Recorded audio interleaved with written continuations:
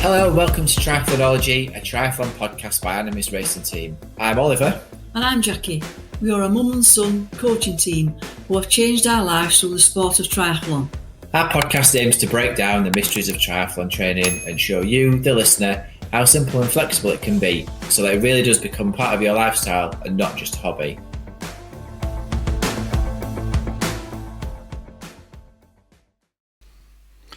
Hello and welcome to another episode of Triathlonology, a triathlon podcast by Animis Racing Team based in South Yorkshire and North Lincolnshire. I'm Jacqui Saxon. And I'm Oliver Saxon, and together we're a mum and son coaching team who dish out no-nonsense, straightforward advice and training both online and on deck in our pools-based sessions.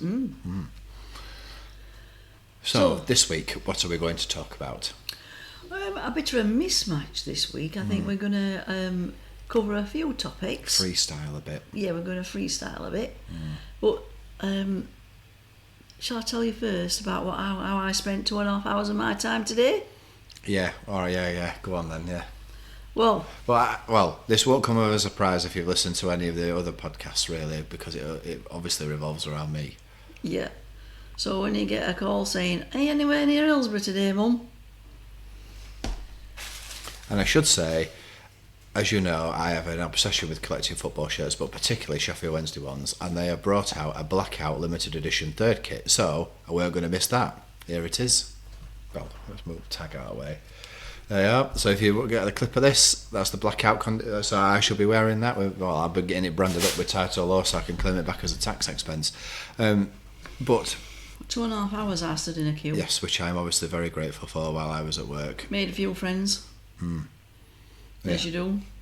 But it's like when we were little, we had to queue around car park to get... Yeah, but you were 5 then. No, or like when you had to get tickets before days of internet and you had to get up at Wembley and like 4 o'clock in the morning to go and join queue. Yeah, but then I'd be nearly in King Sheffield by the time I got with that queue. But anyway, I just stuck for 2.5 hours this time. But good news. We've also got some free merch this week from the British Triathlon and Federation. We do like merch. Yes. Well, we actually hope to be able to present this show wearing all of the merch that we bought this week. Yes. Or in the last 7 days. Yes. But it's not all arrived, so we're going to wait until next week to wear it all. But we have got an exciting... development from the swim bike run team when we've been doing swim bike run for 18 months. Longer than that now, 2 years easy. No, it's 18 months ago they started swim bike run. It's always used to be Go Try. We never got anything for that apart from flags. Yeah, well so we've now got something else. But what is that something else? You'll have to have a guess. Why don't you make some comments or write into the show what you think we've been given, and then we'll let you know next week whether you're right or wrong by wearing what we've been given. Yeah. So that's our bit of frivolity. If you're wanting to try a triathlon, I mean that's whatever. How did we? What was our day like when we were before COVID, when we were training super consistently? What did it sort of look like? Yeah. In terms of training, eating, work, and everything else. Yeah. So every day, I'd say at least 3, maybe 4 times a week, I would go swimming first thing in the morning. So, and I've talked to you before about Concord Pool, which is like swimming in open water. So really, that waves hold no fears for me, because you get them every day. And Oliver, because this is before you got married, yes. So we used to meet at the pool. Yeah. And it actually was really good that, because we didn't used to let each other down. No, we had a training partner and we were accountable to each other, weren't we? Yeah. The fact that I were nowhere near as good as him, that makes... It makes sense. I think she still swam for an hour and a bit, and I swam for an hour and a bit. I just did more. Yeah. That's all that really, but we still went at the same time and finished at the same time. Yeah, and there's plenty of people, and we know that happens in professional training. So I mean, the last podcast we talked about Julie Derren. Yeah. And how that she'd progressed from doing scaled down versions of Nicola's sessions in 2018 when we first watched her to now we're actually been doing Nicola sessions all these years later, or similar sessions to Nicola, because Well, it's just the same, isn't it? They were still swimming in pool at the same Yeah, time. We just did a bit less. Yeah, it's like how we coach swimming now. We have everybody in the lanes doing different things. Well, when we're on this triathlon holiday, Yeah, on track, people might be doing different things. On the bike, people might be doing different things. but you're all doing it together Yeah. because it's a community. Yes. So then, obviously, we went to work because we're not professionals and we've got jobs. Well, how going. far did you swim? I would swim. I think maximum I used to swim would be about 2,000 metres. I'd be doing sort of 3.5 to 4,000 metres at that point. Yeah. And then I'd go home and work from home, because that was in the days before people worked from home. I used to work from home, and then somewhat ironically, now people work from home all the time. I work from my office. Yeah. But Then I went to my workshop. and I'd have breakfast, which was usually some form of overnight oats that I'd made the previous night, or with whatever flavourings I fancy putting in. Although my favourite is the mango puree one. Yeah. But it's got to be Alfonso. Alfonso mango puree, which is a geeky like food fact. Alfonso mangoes are only available in India for a few months of the year, so they're not available all the time. And so if you go to Lidl or sometimes Aldi, they usually have tins of it. Yeah, but also in Pureed. Tesco in the foreign foods aisle. Ethnic foods aisle. Sorry. They sometimes have the tins as well. So it depends where you shop, but you've got to look out for it. It's usually about April time they come And in. the big tins. And it's worth buying them to last you through until you get some more in, because it is absolutely delicious. And it doesn't, like Alfonso mangoes are the sweetest Oh, mangoes. it's lovely. They are absolutely delicious, and you'll find them on restaurants. You know, fancy restaurants. I'll have them as desserts and stuff, rather than regular mango. In fact, that means I am. In fact, when we moved to this new house, I probably had 6 or 7, between 6 and 8 tins. I now have none because my husband chucked them away. Because he decided when we were doing cupboards, why would anybody want this? So there you are, listening to a triathlon podcast to find out about mangoes. There you go. So everything's available to all people on here. Yeah. So then, obviously, we both work separately, and then I always used to take my lunch, because if you don't, I find it's even now. If you don't take anything for lunch, you don't get nothing. Or you have something rubbish. Yeah, or you think, I'll just go to the vending machine and have a bag of crisps, which is not good. Not good, no. Not when you're training hard. And you need to fuel and refuel properly. Yeah. Whereas I would have some soup and some sourdough, but I would make the soup to one of Alan Murchison's recipes, and still to this day I really enjoy that tomato soup, and the cream and mushroom soup is amazing. Nice, yeah. Tomato one's nice. Yeah. Or the Scottish soup with the lentils and bits and bacon in it. That's also really good. Might make that next time I get half an hour. I was going to go and look for mangoes tomorrow. Anyway. I think I've got some in my cupboard. If you see any, let me know. I will. And if you see any Alphonse mangoes, let us know. Or Alphonse mango puree, tell us. But especially where you found it, because then we'll go and have a look in a similar shop, because it's worth stocking up on. And then probably when we get, then you'd go back to work, or when I worked for people, I'd go back to work. Obviously, I'd go to work because I worked in an office before I worked for myself. And then after work, we'd do training again, wouldn't we? And sometimes we'd go to EIS and do a training session there, be it cycling or running. We'd do that there. Or we'd go to go home and do it in garage, in the original performance lab. Yeah. Well, I used to like going to EIS after work because you could see proper athletes training. Yeah. So, I still go now, and I love seeing boxers running around track, because honestly, they were robbed in Olympics, got to tell you. But they do train hard. And we used to see Jessica Ennis, didn't we? Yeah, or Jessica Ennis Hill. Yeah. Or Dame Jessica. She used to train hard. Yeah, and her training group used to go through it as well. Yeah. And that were, because you could sit through at Windows and watch that. And then you also occasionally, when they had indoor championships there, if you trained on right day, you could see something like that. But then they worked it out and put blackout curtains Yeah, up onto the gym, didn't they? yeah, they do it all the time now, and that's really disappointing because it used to be quite inspirational seeing People, well, my favourite indoor event is 60 metres. Yeah, because like they're running to linking Wall at end, and we had a crash mat on it, I think. Mental. But yeah, we used to watch that. That were good. And then do it, so either do us training at EIS or we'd come home and do it in the original performance lab in your garage in Eland, didn't we? But and I'd also have made the hour tea, which is obviously for non-northern people, dinner. Yeah, or supper. So we'd always have some, because if you, again... We live, well, you still do a bit. I still live. But we're a little food terrorist. Yeah. So if you hadn't got his tea at right time. So I used to have it all done, and so that all he had to do was heat it up.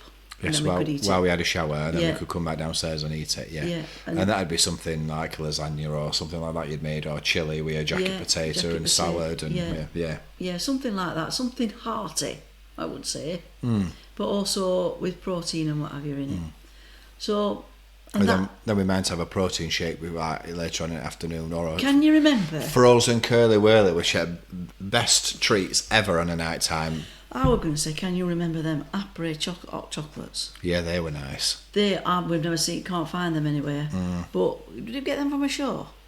We did get them from Triathlon show, yeah. The après. We were just showing après hot chocolate, weren't they? They were amazing. They got loads of protein in them, quite low calories, so it were an ideal bedtime drink because it filled you up when you're training like for 2.5 hours a day, and plus you're going to work, you are hungry. Well, yeah, it's difficult to get all the calories in. Yeah, and so or to not have to force them down, isn't it? Yeah, so you go to bed relatively full, so you have a better night's sleep, and that's just how it is. Which après helped because it were all milky based. Yep. Protein, which fills you up and makes you sleep better. Or well, that's what they used to say anyway. Milk used to. Did it have magnesium in it? Might have had magnesium in it. And in days before Velvetizer, it was still really smooth anyway. Yes, it weren't like bitty or clumpy like you get with like options hot chocolate. No, honestly, I wish they'd bring it back because we'd buy it. Well, we would, yeah.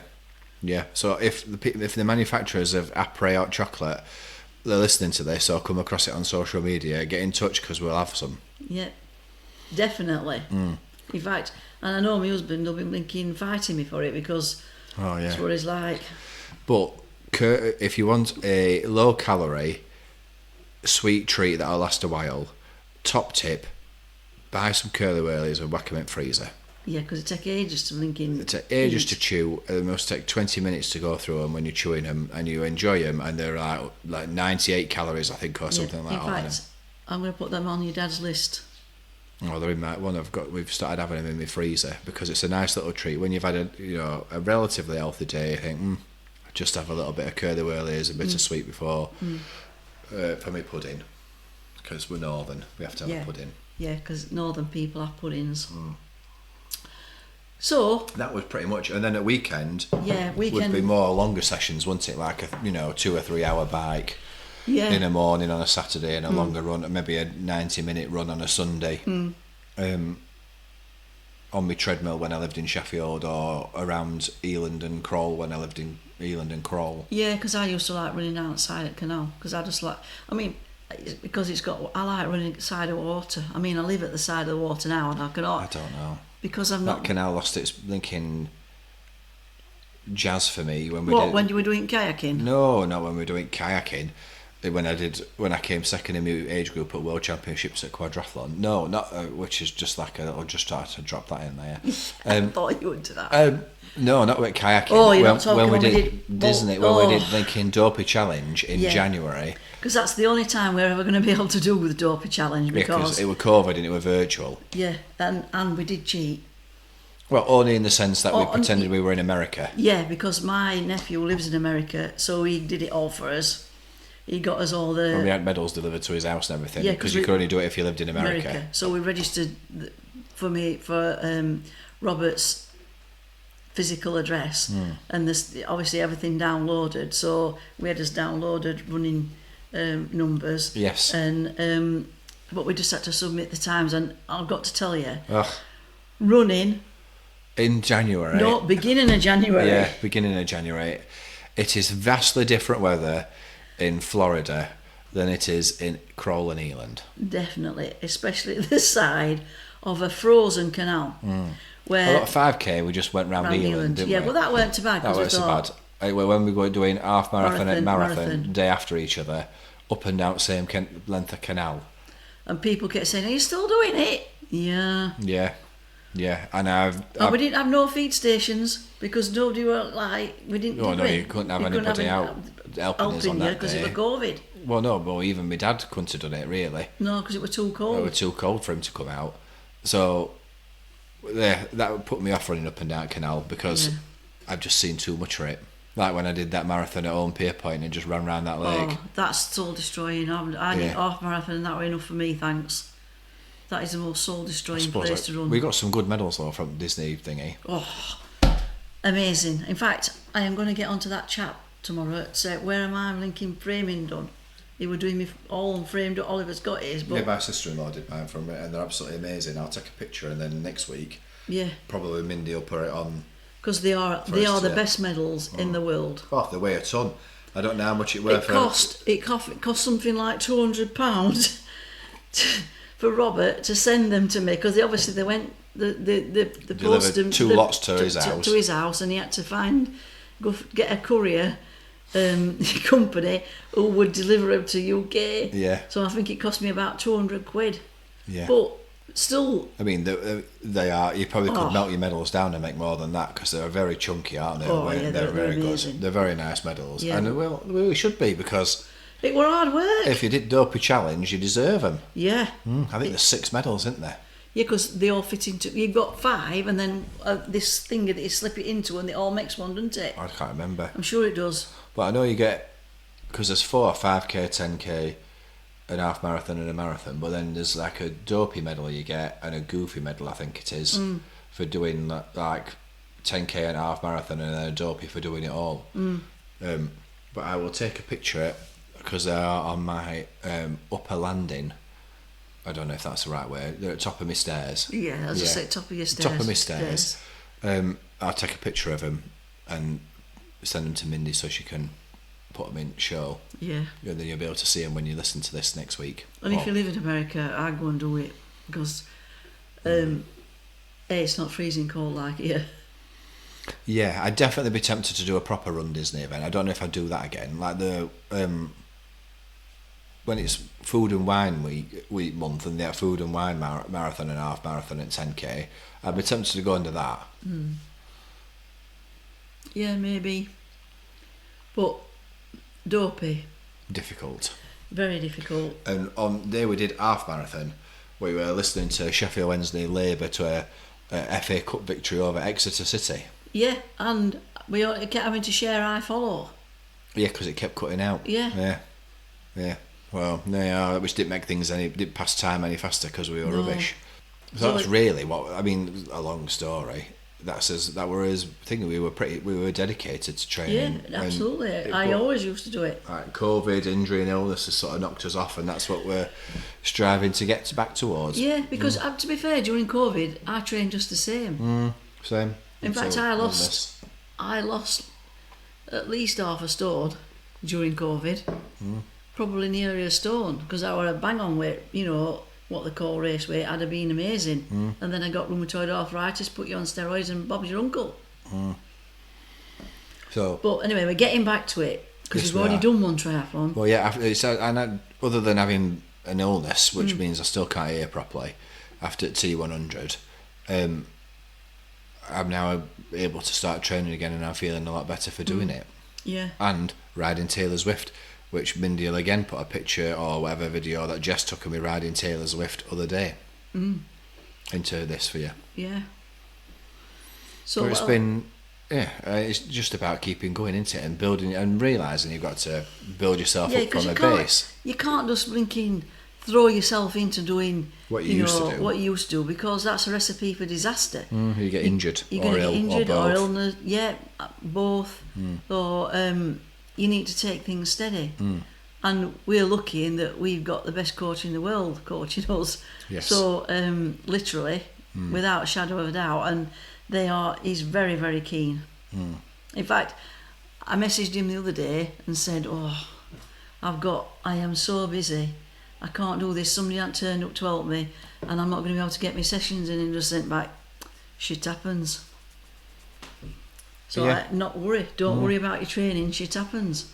So which is like it is like, especially when you're not a professional. Yeah, it's not his job. Jobs and families to do, like they always have to take priority, because if they don't, then you have a problem. I mean, we met somebody this week who is struggling to balance his family life and his training for an Ironman, isn't he, really? Yeah, because one of the things I said to him, what's your wife think? He said, she hates me. She can't wait for it to be finished. You just got to kind of build yourself up over time and know that you've got plenty of time, because we've entered T100 for that. We've actually entered it in early bird price, so we're committed to doing that. Yeah, because I think, that's my aim. Yeah, I had mine. I want to get back and do it in a good time and just start concentrating on my training, because it really does help you, especially when you're busy at work, to be able to get up in the morning and do something. Or like I went swimming on Monday, felt miles better through the day. Last night when I got home, I rode my bike. Much better. Felt much better. Last night I came home and went to bed at 9 o'clock. We had been up since 4 o'clock in the morning. Yeah. Yeah, a bit of a difference. And I've had a nanny nap this afternoon. Because I had another 5 o'clock start, so. But I'm not complaining, because that's what it is. If you've got your own business, you have to do it when you've got it. Well, yeah, and then everything that fits in around that, doesn't it? Same with the family life. If you've got small children, and particularly this time of year when it's school holidays, you should be playing with them. Well, yeah, and it's not like they're at school or at nursery or whatever, so you have to be able to adapt what you're doing to be able to fit it, like prioritise your family, because your family has to be the most important thing in your life. Because why else are you doing it? I mean, like the whole purpose of doing triathlon and or running or ultra running or whatever it might be that you're doing, or cycling, is really to show your kid, set a good example for your kids, so that they see, this is what mummy or daddy or both of you are doing, and it gets them interested in sport, and you're setting that kind of... And it normalises it as well. Yeah. It's setting a positive role models that actually are relatable, because you can watch Olympics and you think, that's really good. They're role models. Yeah. It's different when it's your mum and dad, because you see them every day and you know that they're normal. When you watch Olympics on telly and you see like Keely Hodgkinson running 800 metres in 2 minutes, you don't know. I mean, not many people can do that. No. Also, did you just read where it said that more than half the British population think if they trained for 4 years they'd be able to compete for Great Britain in Olympics. In an Olympic sport, which I thought that's optimistic, to say the least. I know we see people saying, if I just took all time off work and trained for 100 metres, how fast have we got to run? Well, about 9.75 seconds to be able to win. To beat Noah Lyles. And under 10 to get into semi-finals, Olympics, let alone anything else. And the next time, it's the London Marathon. Or if you can go back on social media, have a look at people running on the treadmill at the London Marathon show, where they're running at the same pace as Eliud Kipchoge, who world record holder, and he is running a marathon at that pace, which is 26.2 miles. Yes, all the time. He's not having a rest. But if you're running 100 metres, you've got to run much faster than that, albeit over a shorter distance. You have a look, see if you think, even with 4 years worth of training, you can do it. I mean, it's just nonsense. Not only do you have to be able to be doing it since you've been quite young, and 10,000 hours or whatever it is, or multiple sports that they say now you should be doing, don't they? But you have to be genetically gifted to do it. Yeah. Like, it's not a question of like hard work outperforming talent. You have to have genetic talent in the first place, because then when you've got talent or genetic talent, hard work can outperform talent alone. If talent doesn't work hard, that is true. But you have to have the building blocks, because otherwise Neil from building site would just be rocking up in Paris and banging out a A 5K? Yeah, you're taking on Jakob Ingebrigtsen in less than 13 minutes. Yeah. It's just not going to happen. No. No. Despite what you see on Instagram and Strava, fitness influencers saying, "Oh, I've just run a 5K in 14 minutes," and then you look and they've had stops. Yeah. Yeah, don't fall for that trick. Oh, I'm as fast as a professional. No, you're No. not. You've just stopped it, had a rest, and then started again. Look at overall time rather than individual moving time. Everything's fake on social media, or most of it, apart from stuff that we say. Obviously, we're not fake. Because I hope you can you realise that we just say what it is. I mean, I've had some we're sort not of fake. attack of Gruffalo disease, and my face is covered in spots, and yet here I am on a podcast still, and I've been for the last 5 weeks where I look ridiculous. Yeah, but I'm not hiding away. Hopefully, consultant will sort you out next week. Next week, yeah. Hopefully, we can find out what the cause of my Gruffalo illness is. If you don't know what the Gruffalo is, Google it. And at the minute, I'm feeling amazing because my consultant decided that enough were enough and gave me a steroid injection until my new medication's available. So it's like being normal. Yeah.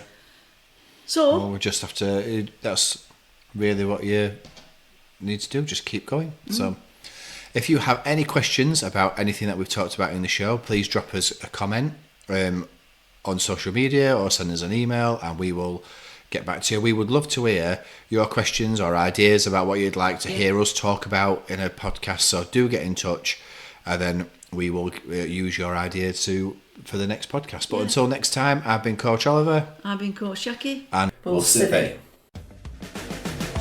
Thank you for joining us today. See you next time. See you then, or as we say in Yorkshire, Sithee.